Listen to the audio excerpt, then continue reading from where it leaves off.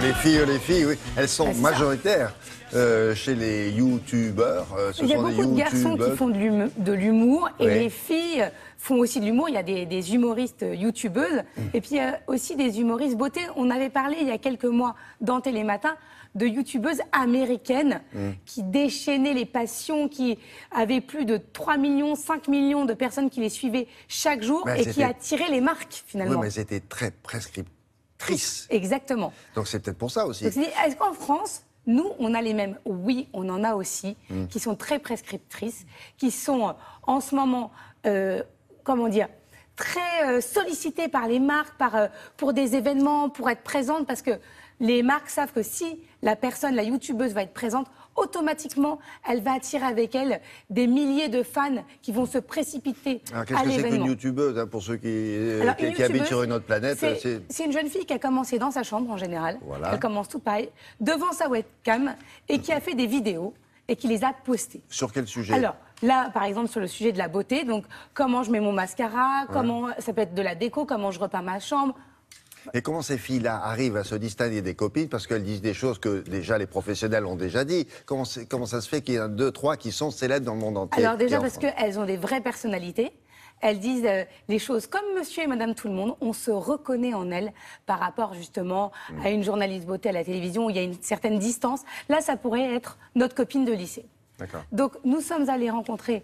Nous sommes allés chez Google, là où il y a été hébergé YouTube, puisque YouTubeuse est devenu maintenant un nom qui vient de YouTube, pour les interroger, leur dire mais qui sont ces nouvelles YouTubeuses?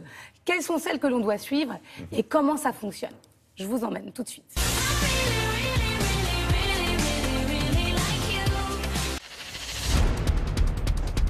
Donc comment déjà on peut définir une YouTubeuse? C'est quoi une YouTubeuse?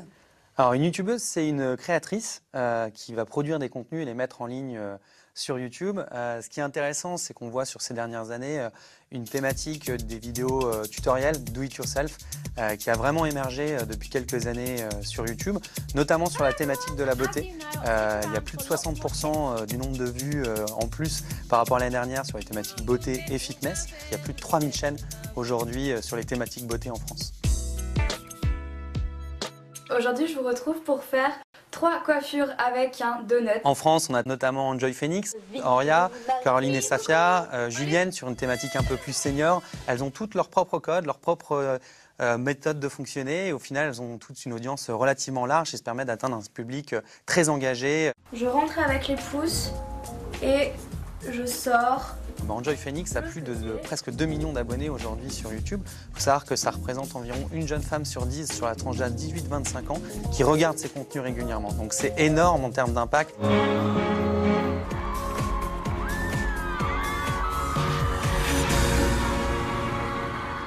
Elles sont devenues vraiment des influenceuses digitales très importantes, que ça soit on ou offline. Par exemple, que ça soit Enjoy Phoenix qui maintenant fait des livres, qui a rempli des librairies cet été avec des séances de dédicaces et plusieurs dizaines de mètres de long de file d'attente. Et après, voilà, vraiment, je peux accessoiriser sur le haut. Notre conseil, ça serait vraiment justement de se lancer. N'importe qui peut rencontrer son public, que ça soit sur des sujets très grand public ou bien sur des sujets de niche. C'est de se lancer et justement de voir à partir des premiers retours des utilisateurs, de voir quelles sont les vidéos qui marchent, qui ne marchent pas. Et très vite, vous pouvez rencontrer un succès très très large. Je vous conseille de suivre cette vidéo dans laquelle je vais vous montrer. Il y en a beaucoup qui font d'autres types de contenus, notamment sur l'humour. Andy raconte qui a commencé sur l'humour et qui aujourd'hui se diversifie. Aujourd'hui, nous sommes au YouTube Space. Ce qui est intéressant de voir, c'est qu'on va essayer de pouvoir les aider justement à développer leur audience avec à la fois des accès à des outils de production professionnelle, mais aussi des formations justement sur comment développer leur audience et leur contenu. Donc, il leur propose un studio. Exactement. Donc, il y a un studio maintenant à Paris qui est accessible gratuitement à tous les youtubeurs et les youtubeuses qui ont plus de 1000 personnes qui les suivent. Non, mais le charme, c'est que c'est la petite chambre d'étudiants. Ça reste oui, mais après, dès que vous avez une communauté qui commence à devenir plus importante, ça peut les intéresser d'essayer de promouvoir leur image et de devenir un peu plus Et professionnel. qu'est-ce qu'elle en pense, Enjoy Phoenix en question? Elle n'a même plus besoin du studio pour avoir du monde. Elle en a fait un métier, ça y est. Elle a été démarchée par une chaîne concurrente pour participer à une émission. Donc, oui. voilà. D'accord. Alors, ce qui est quand même formidable, c'est que le net, on avait l'impression parfois que ça allait tordre le cou au livre. Et là, c'est l'inverse. Là, c'est l'inverse, exactement. Elle commence par le net, et la voilà maintenant qui publie des livres. Et qui publie des livres et qui va à la télévision, comme quoi. Comme quoi. Tout est une énorme boucle. Merci beaucoup.